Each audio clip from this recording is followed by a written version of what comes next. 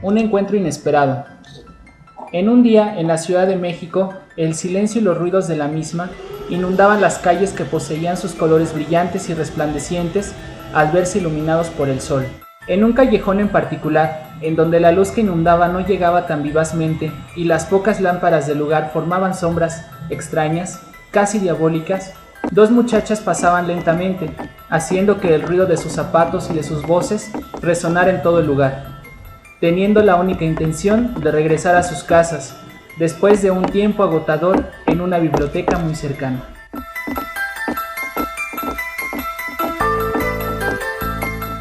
Lo que encontré sobre la revolución en los libros que estaba revisando es que fue uno de los eventos más complicados a la hora de estudiar historia mexicana, y que esto cambió para siempre tanto la manera que nos percibimos, sobre todo por la producción cultural posterior a ella, como la sociedad y la política mexicana. Hubo 3 personajes que, a mi parecer, fueron los más importantes: Villa, Madero y Zapata. ¿Qué te parece si centramos nuestra investigación en ellos? Me parece bien. Sobre todo lo que yo estaba investigando, encontré unas imágenes que me llamaron mucho la atención. ¿Ah, sí? ¿Y de qué trataban? Bueno, pues, es una fotografía de Villa y Zapata en el Palacio Nacional. El niño que está en la imagen precisamente es el hijo de Zapata, el cual engendró con una chica que tenían raptada. La foto marca un momento decisivo, pues tras la entrada de los caudillos en la Ciudad de México, firmaron un pacto para combatir a Carranza. También encontré otro personaje que me llamó mucho la atención. Exactamente, fue Madero. Él era un aficionado a la medicina homeopática. Así, el revolucionario acostumbraba a curar él mismo a sus peones. Disculpen, no quería meterme en su conversación, pero no pude evitarlo. Si me permitieran compartir algunas ideas. Oh, por favor, no me teman. Sé que no soy la personalidad más confiable que pueden encontrar, pero sinceramente me gustaría ayudarlas. Es sobre la revolución de la que están hablando, ¿no es cierto? Bueno, sí, pero... Vamos, ¿es acaso que su miedo puede más que su curiosidad? Bueno, digamos que tenemos un poco de tiempo y decidimos escucharlo. ¿Qué sería lo que usted podría decirnos? ¿Yo? ¿Qué no podría decirles a ustedes? Pregunten cuanto quieran. Sé mucho más de lo que has aprendido en toda tu vida escolar, aunque admito con pena que no debió de ser mucho. Y es que muchas veces los que se encargan de escribir la historia se olvidan de la parte más importante. Por eso no apoyo mucho la historia de los libros, esa que te enseñan en la escuela básica. Entonces, ¿qué historia se supone que debemos estudiar? Yo lo sé. No te enojes conmigo, por favor. El día es muy bello como para desgastarlo con palabras de ira. Las guerras nunca me han dejado un buen sabor de boca. Oh, pero mi abuelo amaba las guerras. Sin embargo, las suyas eran guerras tranquilas y hasta cierto punto armoniosas. Pero las nuestras, solo han traído dolor. ¿Las tuyas? ¿Las nuestras? Yo no he vivido ninguna guerra. Lo sé, son muy jóvenes para haber vivido una, aunque eso alguna vez ha importado. En las guerras siempre hay dolor por igual. Jóvenes son reclutados para dar su vida. La guerra trae la única equidad real que existe en el mundo, la muerte. Creo que es imposible hablar contigo. Aunque tú nos has dicho que preguntemos lo que queramos, nos das la vuelta a cada pregunta. Lo siento, es parte de mi naturaleza, pero, por favor, no se alejen de mí. Quiero ayudarlas, quiero que sepan, quiero que ustedes sigan preguntando. Quiero que aprendan lo que no aprenden en un libro, lo que este gobierno les ha negado. Entonces bien, ¿por qué no comenzamos con lo que realmente queremos saber? ¿Las escucho? No estoy muy segura de eso. Vamos, no seas así. El señor trata de hablar bien con nosotras. Entonces pregunta tú. O bien, disculpe a mi amiga, pero ya que se ve usted como una persona que sabe mucho, de verdad quisiéramos poder hablar con usted. No me ofende en lo absoluto. Por favor, pregúntame lo que quieras. Bueno, tenemos que hacer un trabajo sobre la Revolución Mexicana. Por eso estábamos hablando. Pero digamos entonces, ¿qué puede decirnos sobre esto? La revolución, una época realmente dolorosa, pero para que ustedes entiendan, sería mejor decirles cómo era por ese entonces. Como bien ustedes estaban diciendo, es un momento un poco difícil de explicar, sin embargo, confío en poder hacerlo bien. Para entenderlo, debemos de hablar de Porfirio Díaz y de cómo fue su tiempo en el poder. Si bien, el centro de México se volvió un lugar hermoso con grandes edificios al estilo francés y muchos monumentos que despampanaban en él, al igual que las luces que iluminaban la ciudad. Los lugares lejos de esta y en las haciendas había una gran pobreza para la gente. Aunque esto no fue durante todo su mandato, en un principio la gente de verdad sintió que había un cambio bueno y próspero. Pero bueno, no quiero perderme en la historia. Pero eso fue solo una de las causas de la revolución, ¿cierto? Bueno, aparte de las haciendas y el porfirismo, como es llamado por los historiadores, está el que los capitalistas extranjeros controlaban los ferrocarriles, las minas, el petróleo, entre otras cosas. Mientras tanto, las masas trabajadoras sufrían la pobreza y carecían de derechos sociales. Bueno, pero ¿qué pasó exactamente? ¿Qué puedo decirte? Siempre hay gente que se levanta la voz. Siempre se ve venir antes de tiempo, pero los que están en el poder no se preocupan en un principio. Se confían demasiado de su propio poder, de lo poco que pueden moverse solas las masas. Pero es algo no muy diferente a lo que siempre pasa, ¿no lo crees?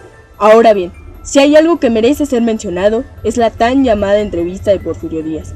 Y aunque no recuerdo sus exactas palabras, pero dijo algo que se me quedó muy grabado en la memoria, y creo que es algo que muchos han oído. Es algo que decía más o menos así: he esperado con paciencia el día en que el pueblo mexicano estuviera preparado para seleccionar y cambiar su gobierno en cada elección, sin el peligro de revoluciones armadas y sin estorbar el progreso del país. Creo que ese día ha llegado. Yo ya había leído sobre eso. De hecho, leí toda la entrevista que hizo Porfirio Díaz, pero se me hizo algo muy común, o mejor dicho, que para lo que promete decirnos usted no dice nada nuevo. Por supuesto. ¿Cuándo ha oído usted, señorita, que de repente la historia cambie? La historia es historia, porque ya ha sucedido. Pero obviamente, que recuerdo perfectamente, a la gente al oír la noticia, todos comentaban de ella. Si bien siempre existió y existirá gente que se dice saber mucho de política, esa no fue la excepción. Todos daban sus puntos de vista. Entonces fue ahí cuando se unió con Villa y Zapata, ¿no? Pues sí, así fue. Pero se unieron no por la noticia que declaró Porfirio, sino más bien porque pese a dar esa noticia y casi jurar que no se reeleccionaría, lo hizo de todos modos. Habla como si lo hubiera visto por usted mismo, pero ¿cómo podría no haberse dado cuenta? Aunque él no lo hiciera por sí mismo, la gente habla, ¿no es así? Sí, bueno, es algo que ustedes no entenderían, pero cuando estás en un alto cargo y llegas a ser el líder de las personas que te rodean, estas te adulan demasiado. Deja de haber críticas hacia tu forma de hacer las cosas y de pensar. Entonces, cuando llega alguien y las hace, simplemente no escuchas. O bueno, al menos así somos los mexicanos, ¿no creen? Aferrados a nuestras ideas. Sí, somos muy aferrados a lo que creemos que es de una manera, así queremos que sea, aunque no todos. Si no le importa, creo que hasta ahora solo nos ha contado la historia de un modo muy normal. ¿Por qué no nos dice algo curioso de la revolución? Bueno, creo que quizá tenga razón, señorita. Si me remito a contarles los acontecimientos, ¿no sería lo mismo que pueden sacar de cualquier libro? ¿Por qué no mejor les hablo de cosas interesantes que vinieron pasando por ese tiempo? ¿Y qué hay de la fotografía? Es un tema que a mí me interesó mucho. Bueno, sobre eso, es cierto que la nuestra fue una revolución fotografiada y filmada en directo. Centenares de objetivos siguieron, minuto a minuto, el día a día de un conflicto repleto de héroes y villanos. Todavía hoy, muchas de las fotografías tomadas en aquel entonces continúan siendo íconos colectivos. Hay una historia muy curiosa sobre Villa. Él organizó una subasta en la que ofreció a las compañías cinematográficas norteamericanas la posibilidad de filmar sus batallas. Las escenas que se grabaron del conflicto fueron distribuidas por todo el mundo. y curiosamente obtuvo tanto éxito que los productores decidieron hacer una película en donde mezclaron escenas reales con ficticias. Vaya, es algo que no sabía. Y volviendo al tema de la fotografía, ¿quiénes fueron los más destacados fotógrafos de la Revolución? Bueno, no me gustaría mucho destacar alguno, pero debo decir que el más reconocido fue Agustín Víctor Casasola. Yo había oído hablar de Casasola. Fue un fotógrafo muy famoso que tuvo la habilidad de crear una de las primeras agencias de fotografía del mundo, la Agencia Fotográfica Mexicana, que pasó a denominarse Agencia Mexicana de Información Fotográfica. Muchos fotógrafos llegaron a colaborar en su agencia, y además, él llegó a atribuirse la autoría de imágenes capturadas por otros autores, incluidas las de su hermano Miguel. Dicen que él borraba en los negativos los nombres de los titulares de las fotografías, sustituyéndolos por el suyo. Así es, y sin embargo, a pesar de este comportamiento poco ético, lo cierto es que su agencia suministró material gráfico a periódicos de todo el mundo, y que tuvo la acertada visión de constituir el denominado Archivo Casasola, que terminaría convirtiéndose en su auténtica obsesión. ¿El archivo Casanova? Casasola. Sí, es un archivo en donde se cuentan alrededor de 70 años de historia, resultado del trabajo de 3 generaciones de fotoreporteros, de los que fueron iniciadores Agustín y su hermano Miguel. En este hay una visión amplia de la sociedad, que abarca una diversidad de aspectos como la industria, el transporte, la urbanización, la criminalidad, la publicidad, el deporte, las artes, las diversiones y los retratos de los habitantes de la capital en su devenir cotidiano. Bueno, ¿y cuáles fueron las fotos más conocidas de Agustín Casasola? Bueno, yo había visto que una de las más importantes o más conocidas era la Adelita. Lo que leí decía que era tal vez la más conocida del archivo, y que ha dado la vuelta al mundo y ha llegado a ser considerada el reflejo de lo que era la vida de estas mujeres, que fielmente acompañaban al soldado mexicano en su lucha revolucionaria. Además, fueron la participación femenina que hubo en la guerra, aunque realmente solo se la pasaban al lado de los soldados. Así es, pero a ellas les correspondía más que eso. Transportaban los bultos y las armas, conseguían alimentos, cocinaban, cuidaban de los heridos y en muchos casos soportaban la violencia sexual que ejercían sobre ellas sus machistas compañeros. Pero no fue la única participación femenina, y quiero creer que, a diferencia de lo que muchos piensan, las mujeres mexicanas siempre han sido muy fuertes, e incluso algunas llegan a ser más fuertes que 1000 hombres. Y con otra participación, habla de las soldaderas y coronelas, ¿verdad?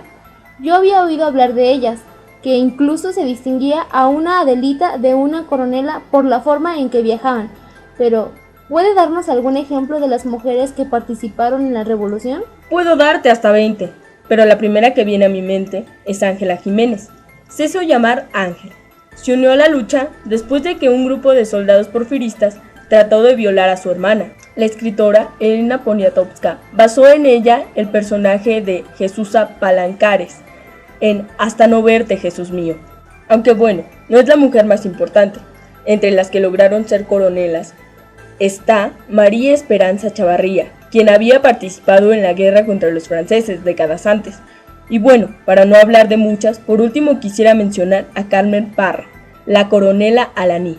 Ella apoyó a Madero, Villa y Zapata en combate, y como espía. Tras las guerras trabajó como una periodista y formó parte de varias organizaciones a favor de los derechos de la mujer.